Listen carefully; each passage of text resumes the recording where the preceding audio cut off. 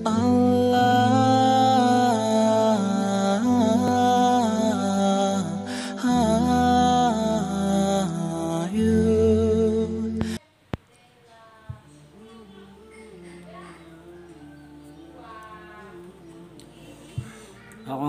minasyaitonirrajim. Bismillahirrahmanirrahim. Assalamualaikum warahmatullahi wabarakatuh. Alhamdulillah wa syukurillah. Allahumma shalli wa sallim wa barik ala Rasulillah wa ala alihi wa sahbihi wa la haula wa la quwwata illa billah. Sahabatku sekalian, ya, video ini merupakan video berbagi, video berbagi pengalaman hidup. Banyak di antara kita yang menilai seseorang itu seperti kondisi saat ini. Padahal untuk meraih sesuatu yang saat ini sedang kita lihat, sedang kita saksikan, ya, itu bisa jadi didapatkan dengan cara yang tidak mudah, ya, dengan cara yang tidak mudah. Misalkan, ya, contoh kecilnya saja, ya, kita bisa melihat seseorang dengan apa yang dimiliki saat ini. Misalkan dia sudah berhasil menduduki jabatan tertentu, dia sudah berhasil memiliki mungkin barangkali semacam material, ya, apakah rumah yang bagus gitu ya, yang menurut kita bagus, atau mungkin punya kendaraan yang bagus gitu ya, bahkan profesi yang juga menurut kita juga lebih baik gitu. Ternyata, ya, tidak semua yang kita lihat itu langsung seperti apa adanya begitu. Ternyata semuanya butuh proses. Nah, jadi video ini kita akan melihat betapa sebuah proses itu sangat penting dibanding dengan hasil yang sudah kita lihat barangkali. Ya, di video ini saya akan berbagi tentang bagaimana memaknai, menghargai, mengevaluasi, dan juga menjaga, termasuk juga memotivasi. Pentingnya sebuah proses untuk diketahui oleh teman-teman kita, ya. Pentingnya sebuah proses untuk diketahui oleh orang-orang yang ada di sekitar kita agar mereka tidak salah kaprah dan agar mereka juga mengerti tentang betapa panjangnya perjalanan untuk sebuah kesuksesan, betapa, ya, sulitnya untuk meraih sebuah keberhasilan, ya, yang mungkin di antara kita itu banyak yang menginginkannya. Nah, dewasa ini banyak teman-teman sekalian yang sudah berhasil mungkin menamatkan suatu pendidikan tertentu, ya, apakah itu di jenjang sarjana, apakah itu pasca sarjana, termasuk mungkin yang masih menyelesaikan pelajaran di bangku pelajaran selama 12 tahun atau tingkat SMA atau sederajat. Terlepas dari semuanya, ya, banyak di antara kawan-kawan kita itu bingung, mereka mau berbuat apa setelah itu, mereka mau menjadi apa dan juga mau berbuat apa. Jadi pada video kali ini saya akan memberikan semacam pandangan gitu ya, betapa memiliki proyeksi ke depan itu sangat penting.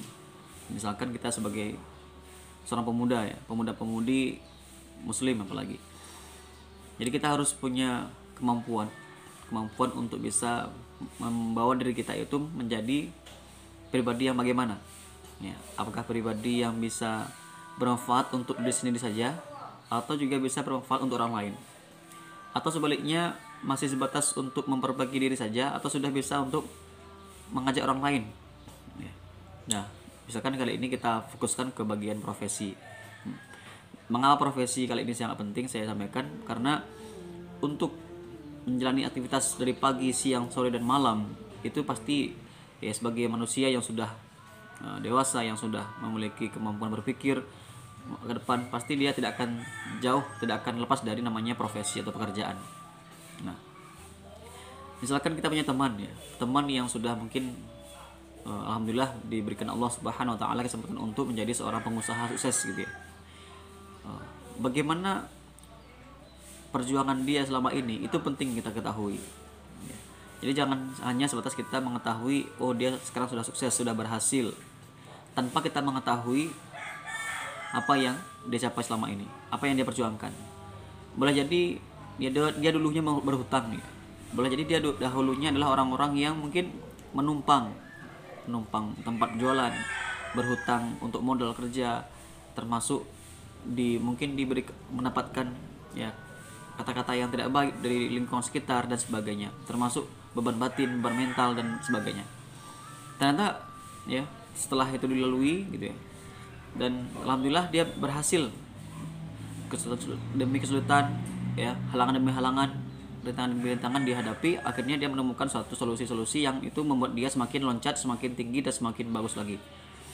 Nah, inilah yang perlu kita lihat, ternyata untuk menjadi orang yang sukses versi kita ya, sukses di bidang apapun, apakah itu profesi maupun yang lain sebagainya, itu butuh sesuatu pengorbanan, perjuangan yang itu tidak mudah.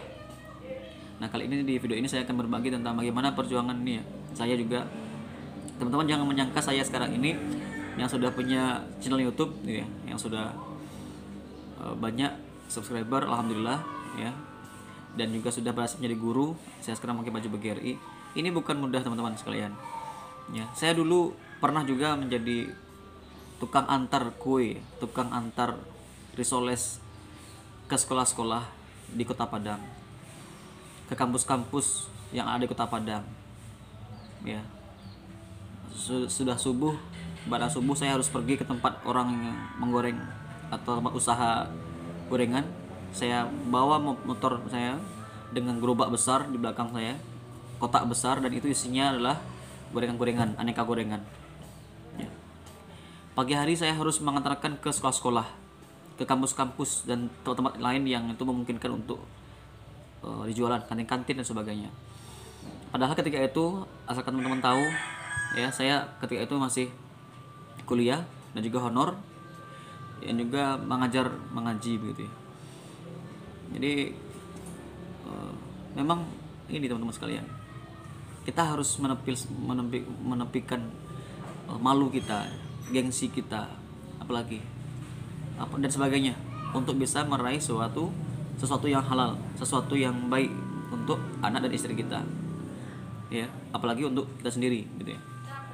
Jadi saya juga pernah ya, menjadi penjual buku, menjajakan buku-buku saya juga menulis buku-buku saya ke kampus-kampus. Saya pergi ke kampus A ya, saya pergi ke kampus B dan sebagainya untuk menjual buku, langsung ke kampus, langsung ke dosen, saya jualkan buku saya ke pustaka yang ada di Kota Padang dan sebagainya, saya temui. Jadi semua usaha yang kita lakukan itu tentu pasti ya, Allah Subhanahu wa taala akan melihat bagaimana perjuangan kita untuk mencapai sebuah keberhasilan.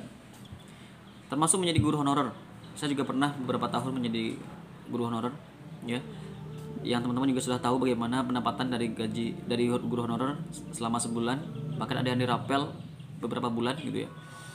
Memang ketika kita jalani dengan kesabaran, ketabahan, kita jalani dengan sesuatu yang ikhlas insya Allah, dan meskipun mungkin kita ya dinilai oleh orang masih